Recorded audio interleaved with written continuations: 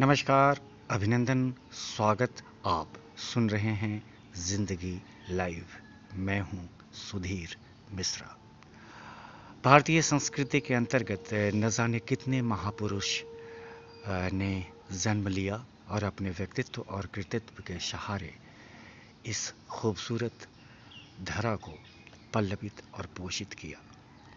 यूं तो भारत की सरजमीन पर एक से बढ़कर एक महापुरुष हुए, मगर 20वीं और 21वीं शताब्दी में एक ऐसा महापुरुष भारत की धरती पर पैदा हुआ जिसने न केवल अपने विचार व्यवहार बल्कि अपने पूरी राजनीतिक जीवन के अंतर्गत जिस सूचिता का पालन किया, उसका नाम भारत के पूर्व प्रधानमंत्री भारत रत्न डॉक्टर अटल बिहारी वाजपेयी है। वाजपेयी जी के पूरे जीवन को देखने के बाद ऐसा लगता है कि उनकी ज़िंदगी भारत के लिए ही बनी थी। वाजपेयी जी ने लिखा था, भारत ज़मीन का टुकड़ा नहीं, जीता जागता राष्ट्र पुरुष है। हिमालय इसके मस्तक हैं, गौरी शंकर शिखा है, कश्मीर किरीट है, पंजाब और बंगाल दो विशाल कंधे हैं, विंध्याचल कटी है, नर्मदा करधनी है, पूर्वी और पश्चिमी घाट दो विशाल जंघाएं हैं, कन्याकुमारी इसके चरण हैं, सागर इसके पग पखारता है, पावस के काले काले मेघ इसके कुंतल केश हैं, चांद और सूरज इसकी आरती उतारते हैं। यह वंदन की भूमि है, अभिनंदन की भूमि है, यह तर्पण की भूमि है, यह अर्पण की भूमि है। इसका कंकर कंकर शंकर है, इसका बिंदु बिंदु गंगा जल है।